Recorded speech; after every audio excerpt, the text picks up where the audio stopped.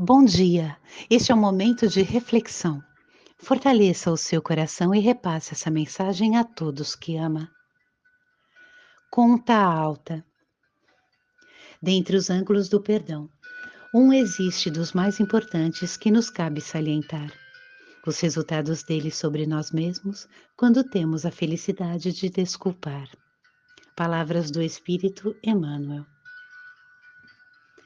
A grande dificuldade que temos de perdoar talvez decorra da ideia de que o perdão implica nossa concordância com o mal que nos fizeram. Daí porque o nosso coração machucado se recusa a perdoar a quem o feriu.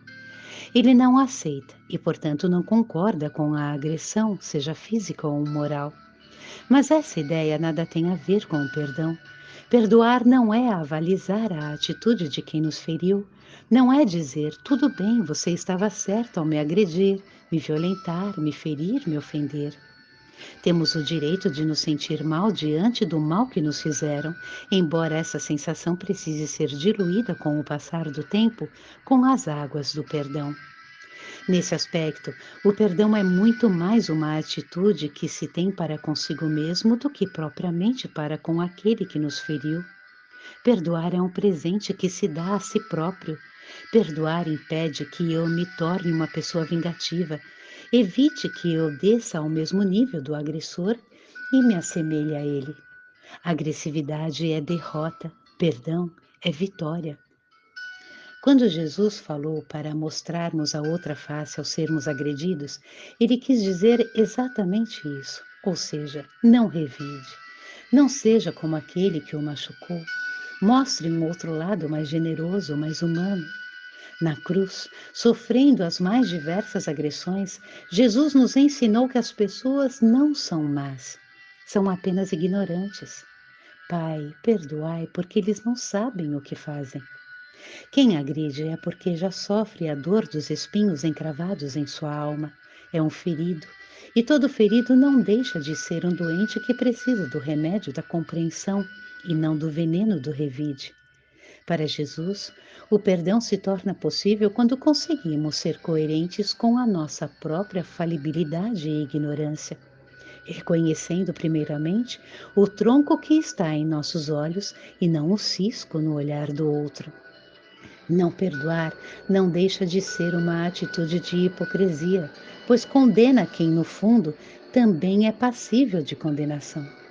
Perdoar é um grande gesto de humildade e inteligência, pois, quando não condenamos, estamos, na verdade, pedindo perdão pelos nossos próprios erros.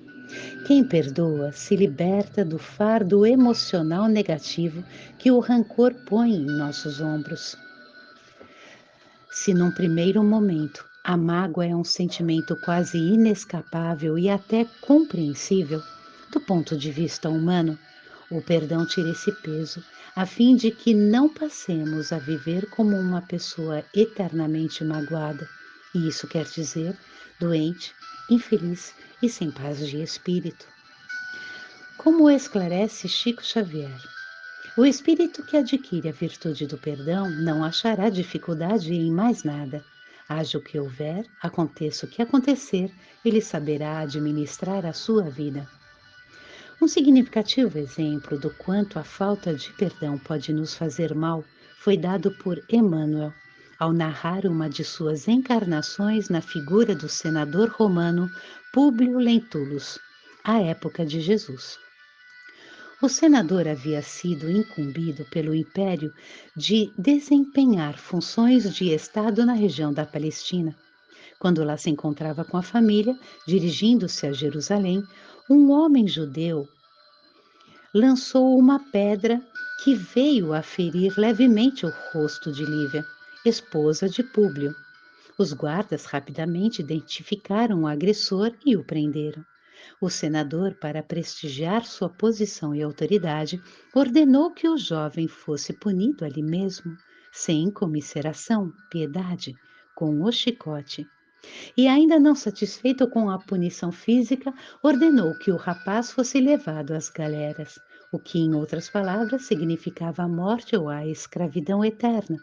Sanção totalmente desproporcional à gravidade da falta. Dias depois, Públio recebeu a visita de André de Gioras, pai do jovem preso, pedindo que o senador revisse a terrível pena aplicada, que fosse clemente e misericordioso com o jovem inexperiente, o qual, além de tudo, era a força de trabalho da família pobre. O senador orgulhoso, no entanto, querendo fazer prevalecer a autoridade da sua posição, manteve a pena aplicada e, na frente do pai, taxou o rapaz de inútil e vagabundo. É fácil imaginar o ódio que tomou conta de André. Sem medo algum, afirmou ao senador que, com a dureza de seu coração, ele havia comprado um inimigo eterno e implacável. E a vingança não tardou. Tempos depois, André tramou o rapto do filho mais jovem do senador. Durante muitos anos, Públio Lentulus procurou o filho em vão. Só o encontrou em circunstâncias trágicas.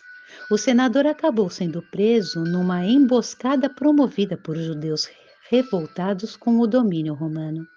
André era o chefe do grupo e, para completar a sua vingança, determinou que o senador fosse ferido nos olhos. E quem executaria a pena seria o filho raptado, que se tornara escravo de André. E naquele momento já era um homem esquecido de que o senador era seu pai.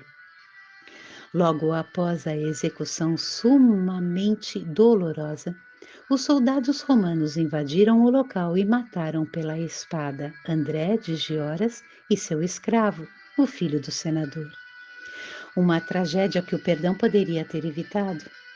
Já quase ao fim de sua existência, quando o arrependimento bateu à porta, o senador confessou: se é verdade que nasci condenado ao suplício da cegueira, em tão trágicas circunstâncias, talvez tivesse evitado a consumação desta prova se abandonasse o meu orgulho para ser um homem humilde e bom. Um gesto de generosidade de minha parte teria modificado as íntimas disposições de André. Mas a realidade é que, não obstante todos os preciosos alvitres, conselhos do alto, continuei com o meu egoísmo e com a minha vaidade, e com a minha criminosa impenitência. Para aquele que não perdoa, a conta é muito alta. Irmãos, não nos cabe julgar a conduta moral alheia, e sim compreender as limitações e esquecer qualquer que seja o mal que nos tenham feito, lembrando sempre que nosso agressor caminha ao nosso lado buscando, assim como nós, a própria evolução. Se já aprendemos a perdoar, façamos o bem que servirá como exemplo. Caso contrário, não nos esqueçamos de analisar o nosso próprio ego, pois certamente estamos omitindo de nós mesmos quem verdadeiramente somos. Cultivemos em nosso coração o amor, que cura todas as nossas imperfeições.